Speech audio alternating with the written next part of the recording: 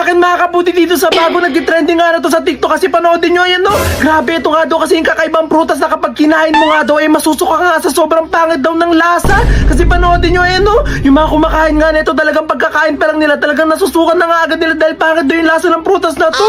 Totoo kayang pangit yung lasa nito kung nag-inarti lang sila yan. Hala.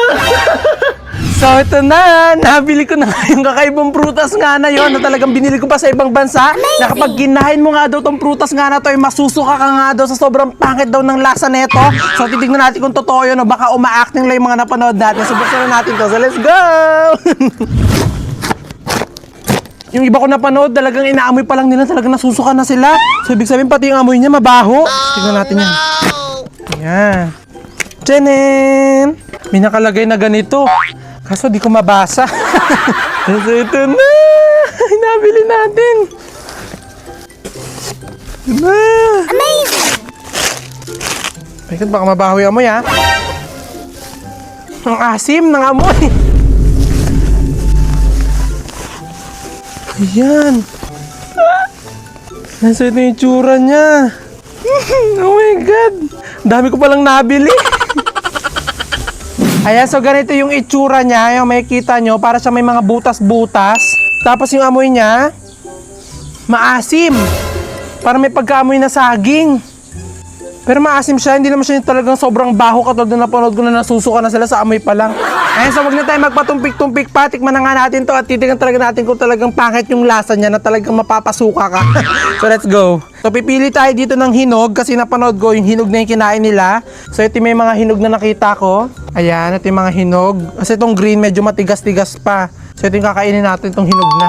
So titignan ko pala muna kung anong itsura niya sa loob. Ayan, ganyan yung tsura niya. Nga! Yung asim niya parang sobrang asim na mabaho. So tara, tikman na natin. And 1, 2, 3. Nakabahan ako. Let's go. Ngayon lang kasi ako nakakita ng gandong prutas. Kinakabahan ako. Ito talaga.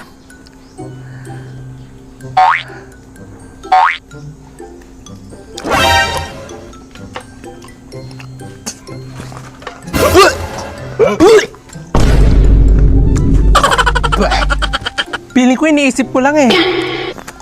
Iniisip ko lang yung pangit ni lasa niya. Isa pa.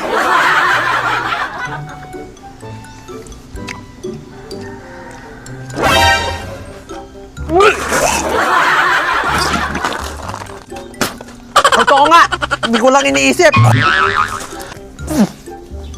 Comment nyo nga po kung anong tawag sa prutas na to. Ay, tapon na nga to.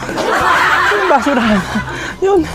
Biglaan nga nagsipuntahan nga yung mga kapatid ko nga dito nga sa bahay at meron nga silang dalang mga prutas at gawin ko nga daw tong ice cream roll kasi init na init nga daw sila ngayong panahon. Alas 2 na nga ng tanghali at tirik na tirik pa nga rin ng mainit na araw na nagchat nga sa akin yung mga kapatid ko na pupunta nga daw sila dito at magdadala nga daw sila ng prutas para nga gawin ko nga daw ice cream roll. Kaya naman agad-agad ko na kinuha nga tong mga prutas nga nila at nilabas ko na nga rin tong aking ice cream roll machine para nga magawa ko na nga yung gusto nila kasi sa tingin ko nga init na nga rin sila ngayong panahon. At bago nga ako magsimula nga gumawa, nilinis ko nga muna ng maigi nga tong machine ko para nga talaga malinis yung magagawa ko ng ice cream roll. At after ko nga malinis, kinuha ko na nga rin tong pitchel kasi gagawa na nga ako ng mixture nga na ihahalo ko nga dito nga sa mga prutas nila na gagawin ko nga fried ice cream. Ang tagal-tagal na nga rin ngayong huli nga na gumawa nga ako neto pero alam ko pa naman nga gumawa. Talaga na-excite nga rin ako kasi gusto-gusto ko nga rin talaga kumain neto. Sobrang init nga kasi talaga ng panahon nga ngayon pati nga yung hangin talagang mainit nga rin yung hilab kaya talagang perfect nga to ngayon. So tara na!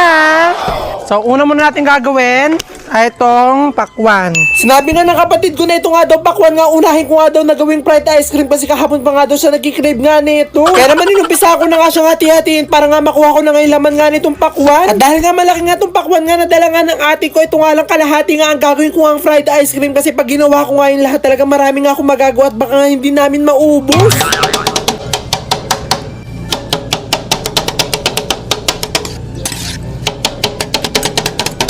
Sasamahan natin siya ng strawberry. Strawberry! Sinamahan ko na nga rin nga nitong strawberry nga nadala nga ng isa kong nga kapatid kasi mas masarap nga siya kung isasama nga siya sa pakwan at hindi nga sa mangga. After natin madurog-durog, maglalagay na tayo ng mixture.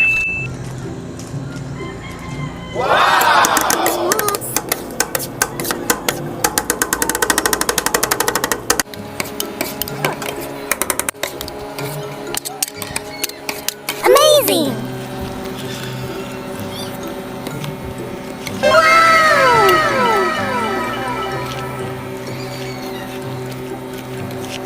Wow!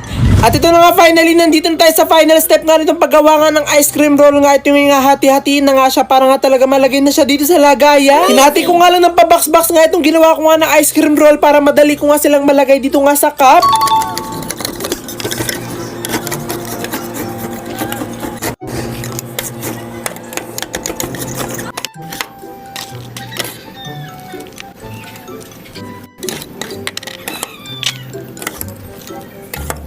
At ito na nga finally, nagawa ko na nga itong request nga ng ate ko nitong ice cream roll nga nagawa nga sa pakwan. At para nga talaga maging mas special nga, nilagyan ko nga siya nitong strawberry syrup para mas lalong sumarap. At after ko nga malagyan nga ng syrup, nilagyan ko na nga siya nitong kutsara para mabigay ko na nga rin siya dito nga sa ate ko.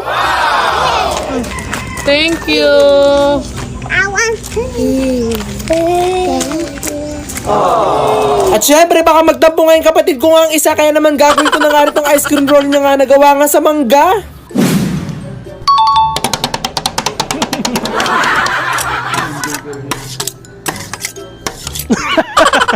At sa lahat nga ng prutas na ginawa ko nga ice cream roll, talaga ito nga yung pinaka-favorite ko nga na flavor nga itong mangga, kasi perfect na perfect kasi lang itong mixture nga itong ice cream roll. Naghahalo nga kasi yung tamis nga nung mixture, pati yung medyo maasim nga na mangga, kaya talagang perfect na perfect nga talaga yung lasa niya. At dahil nga favorite na favorite ko nga to, hindi na nga ako nakapagpigil, kaya nung natapos ko na nga siya, agad-agad ko na nga siyang titikman.